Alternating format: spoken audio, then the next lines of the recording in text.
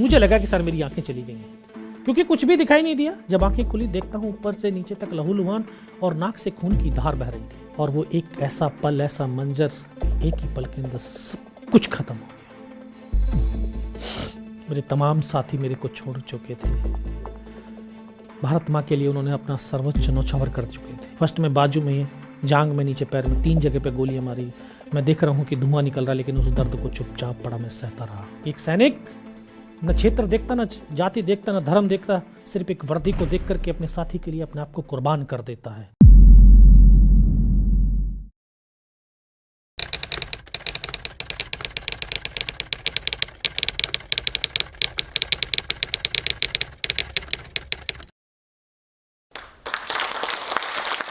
बहुत बहुत धन्यवाद। जोश एक ऐसा तत्व है जिसके बगैर इंसान कोई काम कर नहीं सकता है। हर काम करने के लिए जोश और जुनून हृदय के अंदर होना चाहिए, धैर्य होना चाहिए। मैं एक लाइन के अंदर अपना परिचय देना चाहता हूँ। न मैं नेता हूँ, न अभिनेता हूँ, न कवि हूँ, भाषा की परिभाषा से अनभिज्ञ हूँ। मैं इस देश का एक सेवक हूँ जो भारत माँ के आंचल पर लगे हुए लहू धब्बों को अपने लहू से साफ करता हूँ। मैं एक किसान और जवान का बेटा हूँ। जिस प्रकार से किसान अपनी निस्वार्थता से, मेहनत से, लगन से अपनी खेती को करता है और वो इतना धन धान्य कमाता है कि ताकि देश और दुनिया के लोग भूखे ना रह सकें। मैं वहीं से सीख करके एक प्राइमरी स्कूल में पढ़ करके धीरे धीरे बड़ा हुआ। पिता की जो है कहानियों को सुन करके उनके एक सपने देखने लगा कि मुझे भी भारतीय सेना में जाना चाहिए, देश की सेवा करनी चाहिए, रक्षा करनी चाहिए।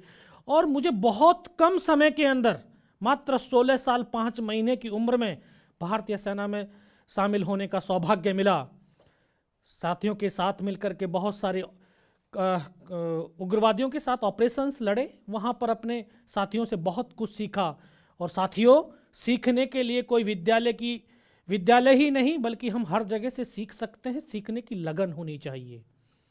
हमने मिलिटेंटों से भी सीखा, अपने साथियों से भी सीखा, और वो सिखलाई मुझे कारगिल युद्ध के दौरान काम आई। जब कारगिल का युद्ध शुरू हुआ तो वर्ष 1999 में, तब मैं शादी करने के लिए घर छुट्टी आया हुआ था। 5 मई की शादी थी और 20 मई को जब मैं वापस जम्मू ट्रांजिट के में पहुंचता हूं तो पता चलता है कि मेरी बटालियन, जो कि कश्मीर वैली के अंदर उग्रवादियों के बरखिलाफ एक ऑपरेशन चला रही थी, वहां से उसको उठा करके द्रास सेक्टर में भेज दिया है। एक सपना देख करके बड़ा हो रहा था कि एक युद्ध लड़ूंगा, लेकिन इतनी कम उम्र में और इतनी कम सर्विस में वो मौका मुझे मिल रहा है, मेरा सपना पूरा हो रहा है। इससे और सौभाग्य की बात मेरे लिए हो नहीं सकती थी। जोश और जुनून से भरा हुआ अपनी यूनिट में पहुंचता हूं 22 मई को। तो वहाँ पर हमारी बटालियन तलोलिंग पहाड़ी, जो द्रास सेक्टर की नेशनल हाईवे 1 अल्फा से सटी हुई पहाड़ी थी, उस पहाड़ी के ऊपर लड़ाई लड़ रही थी। अपने साथियों के साथ मिलकर के वहाँ पर काम किया। 22 दिन तक उस पहाड़ी के ऊपर लड़ाई लड़ी। 22 दिन में बहुत सारे जवानों को खोया और जब जाकर के 12 जून 1999 को हिंदुस्तान ने पहली सफलता के रूप में तलोलिंग पहाड़ी को प्राप्त किया। और दोस्तों, मैं आपको ये बताना चाहता हूं कि व्यक्ति की पहचान कोई ओहदे या रैंक से नहीं बल्कि उसके कर्म से होती है। मैं भी आप ही की तरह एक आम इंसान हूं।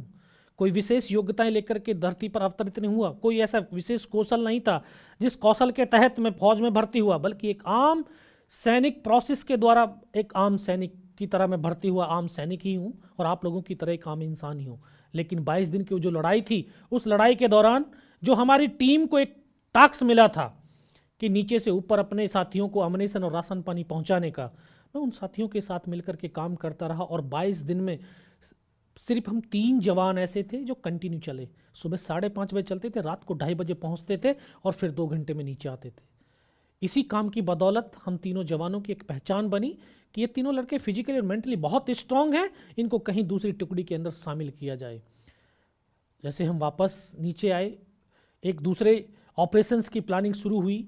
तो द्रास सेक्टर की सबसे ऊंची चोटी टाइगर हिल टॉप, उसको फतेह करने का हमें टास्क मिला और battalion commander colonel Kushal Chand Thakur ने उस टास्क को सहर्ष स्वीकार किया और अपने जवानों के अंदर एक जोश और जुनून पैदा किया कि हमारे साथियों का बदला लेने का हिंदुस्तान और हिंदुस्तान की फौज ने दोबारा से एक मौका दिया है। हम अपने साथियों का बदला लेंगे और उस बदले की जुनून में, उस जोश में हमने अपनी प्लानिंग बनाई और प्लानिंग के तहत टाइगर हिल टॉप को फतेह करने का एक प्लान शुरू किया, उसकी रिहर्सल शुरू की और आखिरकार 2 जुलाई को हमने उस पर चढ़ना शुरू किया।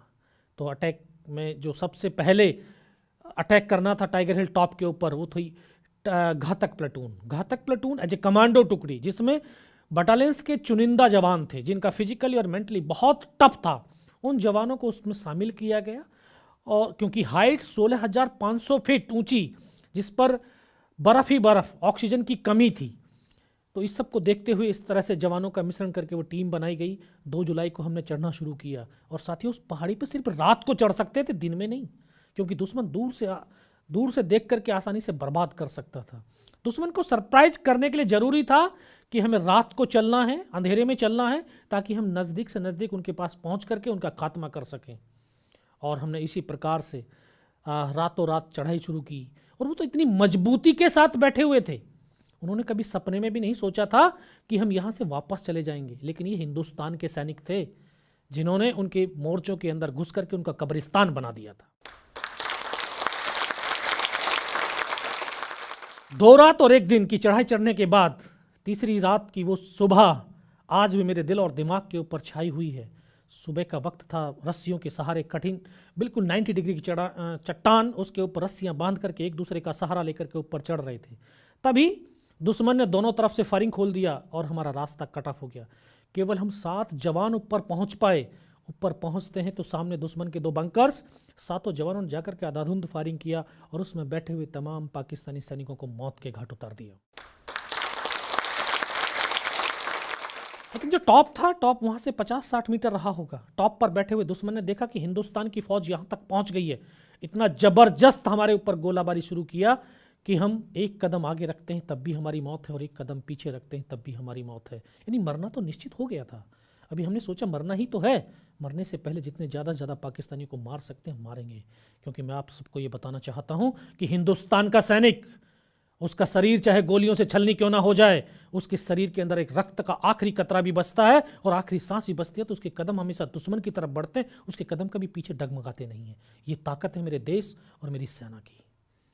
हमने सोचा मरना ही तो, इसलिए हम आगे बढ़े और आगे बढ़ करके उनकी डेड बॉडियों को बाहर निकाल करके फेंका और उनके मोर्चों से हमने फायरिंग शुरू किया। 5 घंटे तक लगातार हम वहाँ से उनसे लड़ते रहे, लेकिन देर पीछे से बिल्कुल कट ऑफ थे, कोई सपोर्ट था नहीं, तो अम्यूनिशन भी खत्म होने लगा।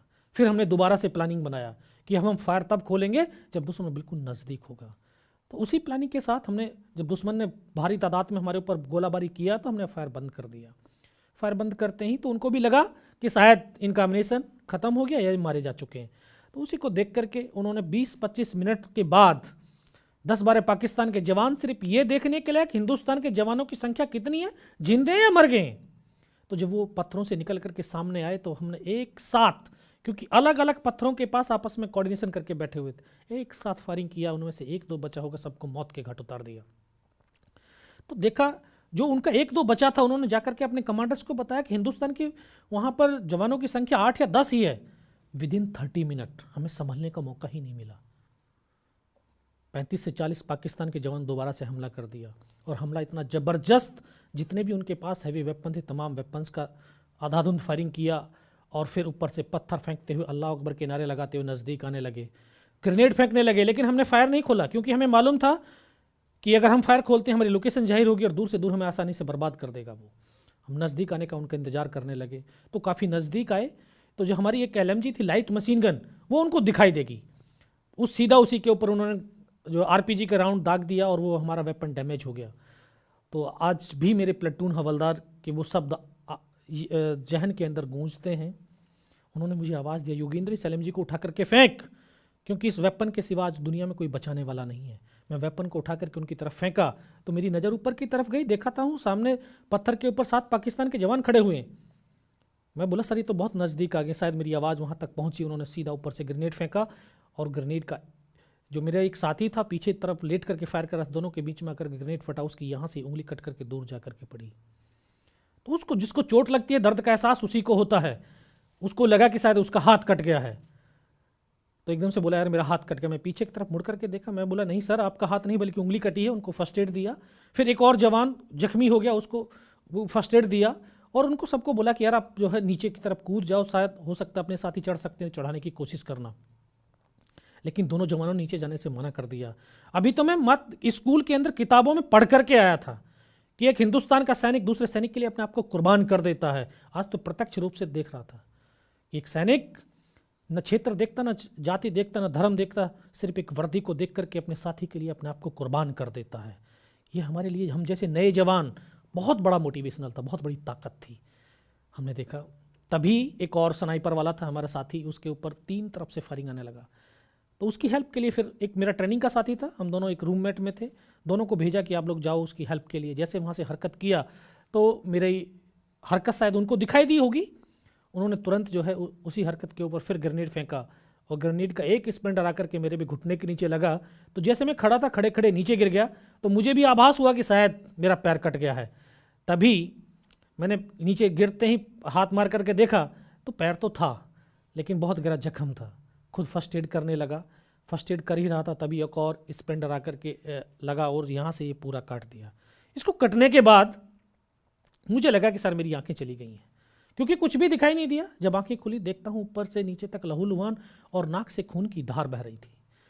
बहुत देर तक ब्लड साफ करता रहा, लेकिन खून बहना बंद नहीं हुआ। लेकिन फिर भी रेंगता हुआ अपने साथियों के पास पहुंचा और पहाड़ी से पीठ लगा करके, ठीक हम आमने सामने बैठे हुए थे, तभी मैं उनको बोला साहब आप मेरा फर्स्ट एड कर दीजिए। तो उन्होंने बोला कि ठीक है पहले ऐसे कर, फायर कर। तो मैं फायर करने लगा।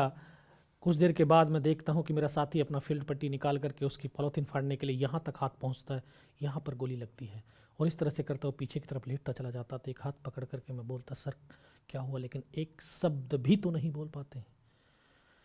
तभी मेरी बगल में बैठा हुआ मेरा साथी, मैं उसको बोला अनंतराम सर को तो गोली लगी है, और उसके मुख से भी सिर्फ क्या शब्द निकला, और उसको आकर के ऐसे सीने में ब्रस्ट लगा, वो भी एकदम से मेरी गोद के अंदर आकर के लेट गया। तभी मैं अपने साथियों को बोला कि सर दोनों बंदों की गोली लगी है, कैसे हैं? दोनों के दोनों सब शहीद हो गए। बस दोस्तों इतना ही मैं बोल पाया। दुश्मन ने दोनों 3 तरफ से आकर के हमको घेर लिया, और वो एक ऐसा पल, ऐसा मंजर कि एक ही पल के अंदर सब कुछ खत्म हो गया। मेरे तमाम साथी मेरे को छोड़ चुके थे। भारत माँ के लिए उन्होंने अपना सर्वोच्च न्यौछावर कर चुके थे। तभी क्योंकि मैं भी उनकी तरफ से मर गया था, पाकिस्तान के कमांडर ने बोला कि इनको रिचेक करो, इनमें से कोई जिंदा तो नहीं है। आकर के एक एक को देखने लगे, तो जब हमारे जवानों के शरीर के अंदर गोलियां दागते थे, डेड बॉडी ऐसे उछलती थी ऊपर की तरफ, तो उन्होंने आकर के उस तरह से आकर के गोलियां मारने शुरू किया। तो फर्स्ट में सामने वाले को, फिर बगल वाले को, फिर मुझे भी गोली मारी। फर्स्ट में बाजू में, जांग में, नीचे पैर में, 3 जगह पे गोलियां मारी। मैं देख रहा हूँ कि धुआं निकल रहा, लेकिन उस दर्द को चुपचाप पड़ा मैं सहता रहा।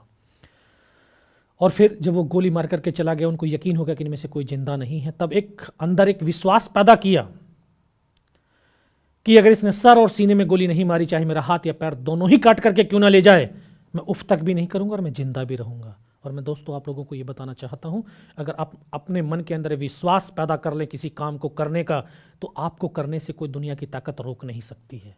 आप उस काम को 100% पूरा कर सकते हैं। मैंने सोचा कि अब कुछ भी कर ले, जिंदा रहूंगा। उस विश्वास के साथ मैं पड़ा रहा चुपचाप।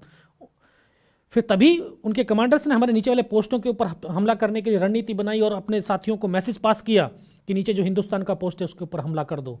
ये आवाज़ जैसे सुनी तो मुझे लगा कि आज तो मेरी पूरी टीम खत्म हो जाएगी, क्योंकि ये भी सत्य है कि हम धरती पर जब हैं तो धरती को चलाने वाली कोई ना कोई शक्ति है, जिसको हम अल्लाह, वाहिगुरु और ईश्वर के नाम से जानते हैं। तब उस परमात्मा को मैंने याद किया और कहा कि सर मुझे बस इतना जिंदा रख दे कि मैं अपने साथियों को सूचित कर सकूं, ताकि उनकी जान बच सके। और ये बिल्कुल सत्य, अगर निस्वार्थ भाव से सच्ची श्रद्धा के साथ उस परमपिता परमेश्वर को याद करते हैं तो वो शक्ति भी साथ देती है। चुपचाप पड़ा रहा, एक मौके की तलाश में था। तभी उन्होंने दोबारा से फिर आकर के हमारे गोलियां मारनी शुरू करी और हमारे हथियार उठाने शुरू कर दिए। उसने आकर के दोबारा से उसी प्रकार से गोलियां मारी, फिर भी मेरी बाजू में, पैर में गोली मारी, और एक कदम जब आगे चला तो उसने जब सीने की तरफ राइफल करी, तब मुझे लगा कि शायद अब नहीं बचूंगा। तो उसने गोली चला दी। पीछे से पूरी पैंट फटी हुई थी, यहाँ पे पर्स रखा था, पर्स में भी 5-5 रुपए के कुछ सिक्के थे। कहते हैं कि जाको राखी साइयाँ मार सके ना कोई, जब तक मौत नहीं आती उसको कोई मार नहीं सकता है। तो उसने गोली चलाई और जाकर के पर्स में सिक्कों पे जाकर के लगी और रिकोचिट होगी। उस गोली के धक्के से मुझे खुद आभास हुआ कि अरे मैं तो मर गया हूँ। पाकिस्तान का दूसरा सैनिक आया, उसने आकर के मेरा AK-47 उठाया और वापस मुड़ा। शायद उसका पैर मेरे पैर से टकराया होगा, तभी मुझे चेतना आई और मुझे लगा यार मैं तो जिंदा हूँ। और तब एक अंतरात्मा से आवाज़ आई कि योगेंद्र अभी तक नहीं मरा तो मरेगा भी नहीं। तभी मैंने अपना ग्रेनेड निकाला और ग्रेनेड की पिन निकाल करके उसके ऊपर ऐसे फेंक दिया। तो कोट पहने हुए थे, कोट के अंदर हुड लगे हुए थे, हुड के अंदर वो ग्रेनेड गिरा तो उसने तुरंत पीछे की तरफ मुड़ करके देखा, पीछे तो कोई हरकत थी नहीं। और जब तक वो ग्रेनेड को निकाल पाता, ग्रेनेड फट के यहाँ से पूरा सर उड़ा उसका, हमारे ऊपर आकर के गिरा। उस धमाके से जो पाकिस्तान के सैनिक थे उनमें एकदम से खलबली मची कि इनमें से कोई जिंदा है। कुछ बोले जिंदा नहीं, नीचे से फौज आ गई है। वही एक मौका था मेरे पास कि मैं अपनी मातृभूमि के लिए कुछ विशेष कर गुजर जाऊं। मैंने दोनों हाथों से उसकी राइफल को उठाने की कोशिश करी, लेकिन हाथ तो हिला ही नहीं, क्योंकि इस हाथ की पूरी हड्डी निकल के बाहर थी। फिर एक हाथ से राइफल उठाया, वहां से फायरिंग किया, तो 3-4 पाकिस्तानियों को मौत के घाट उतारा उसी हाथ से। पर पलटा खाया, दूसरे पत्थर, तीसरे पत्थर। जब 3-4 जगह से फायरिंग किया तो उनको लगा कि नीचे से रीइंफोर्समेंट आ गई है। और पाकिस्तान की सेना के सैनिकों का इतना ही तो जोश होता है, सब टूट गया था उनका, उनके हौसले टूट चुके थे। वो वहाँ से भाग खड़े हुए। 3-4 मीटर रेंगता हुआ मैं आगे गया। आगे जाके देखता हूँ तो सामने उनका लंगर चल रहा है, उनके लिविंग टेंट लगे हुए, उनके तमाम जो सपोर्टिंग वेपन थे उनका डिप्लॉयमेंट था। वो सब कुछ वहाँ से देखा। देखने के बाद फिर मैं वापस मुड़ा, क्योंकि उस समय जहन के अंदर एक ही पागलपन था कि अपने साथियों को पास जाना है, अपने साथियों को बचाना है। वापस रेंगता हुआ धीरे धीरे अपने साथियों के पास पहुंचता हूं। तो मुझे लगा कि शायद हो सकता है मेरी तरह कोई मेरा साथी जिंदा हो। तो आकर के एक एक को देखने लगा। किसी का पूरा सर फटा हुआ बाहर था, किसी के पूरे फेफड़े निकले हुए बाहर थे। बहुत देर बैठ करके रोया। रोने के बाद अपने आप को संभाला कि मुझे जो मेरे को टास्क मिला, इस टास्क को मैं ज़रूर पूरा करूँगा। सोचता रहा, 19 साल की उम्र, 2.5 साल की सर्विस, न उम्र का तजुर्बा न सर्विस का अनुभव, बस ये भी पता नहीं कि हिंदुस्तान कहाँ है, पाकिस्तान कहाँ। चारों तरफ तो पहाड़ी पहाड़, चारों तरफ तो बर्फ़ ही बर्फ़, लेकिन एक परमात्मा का ही सहारा था। सोचता रहा। इस हाथ को ऐसे बांधने की कोशिश करने लगा, लेकिन हाथ बंधा भी नहीं।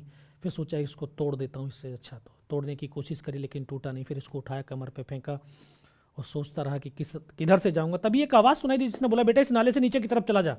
मैं बिना कुछ सोचे समझे उस नाले से लुढ़क गया। लुढ़कते लुढ़कते जब नीचे पहुँचा तो नाले के अंदर ऐसे गड्ढा आ गया, एक हाथ से पत्थर पकड़ करके लटका हुआ था। तभी मुझे लगा कि शायद मैं पाकिस्तान की तरफ आ गया हूँ। तो नीचे देखा तो मेरे साथी थे, उनको आवाज़ दिया, वहाँ से वो निकाल करके ऊपर लेकर के गए।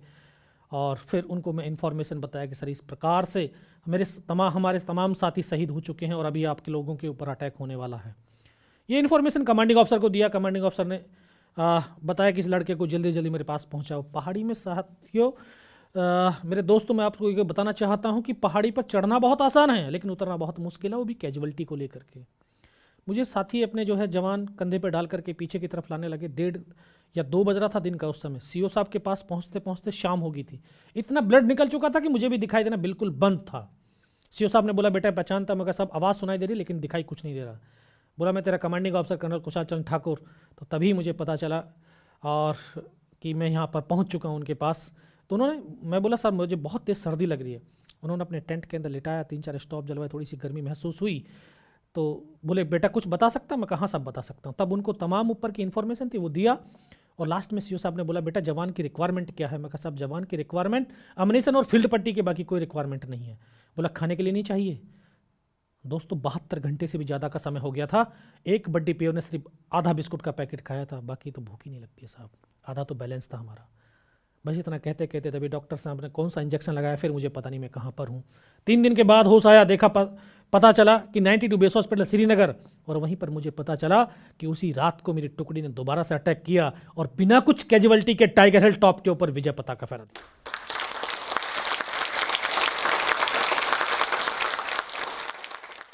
फिर वहाँ से मुझे दिल्ली रेफर कर दिया गया और बेस हॉस्पिटल में 16 महीने के ट्रीटमेंट के बाद मैं वापस आज भारतीय सेना में सेवारत हूँ और आप लोगों से बात कर रहा हूँ। ये मेरे लिए सौभाग्य की बात है। हर एक जवान के अंदर, हर एक इंसान के अंदर एक जोश और जुनून होना चाहिए अपने कार्य को करने के लिए, अपने देश के लिए, अपनी ऑर्गेनाइजेशन के लिए। अगर जुनून है, जोश है, धैर्य है, तो आप हर हाल में, हर कीमत पर, हर चुनौती का सामना करके अपने कार्य को पूर्ण कर सकते हैं। और मेरे जो युवा हैं उनसे मैं ये कहना चाहता हूँ कि जो भी काम करें उस काम के लिए सबसे पहले, उस काम के अंदर सबसे पहले राष्ट्र को सर्वप्रथम रख करके काम करें, क्योंकि आपके काम से आपका राष्ट्र किधर जाता है ये आप लोगों के ऊपर निर्भर करता है। जैसे आप कर्म करेंगे, जैसे आप इस राष्ट्र को जिधर लेकर के जाएंगे, राष्ट्र उधर जाएगा, क्योंकि युवा राष्ट्र की ताकत है। हमेशा साथियों पॉजिटिव सोच के साथ, एक सकारात्मक सोच के साथ अपने राष्ट्र को उन्नति के पथ के ऊपर आगे लेकर के चलना है।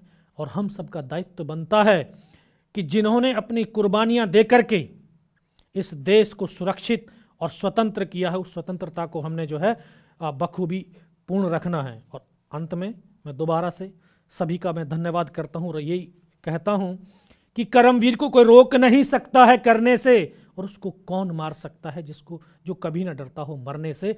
जय हिंद, जय भारत। ये जोश टॉक्स का ये वीडियो अगर आपको अच्छा लगा तो शेयर कीजिए और लाइक कीजिए, और जोश टॉक्स के चैनल को हमेशा सब्सक्राइब कीजिए।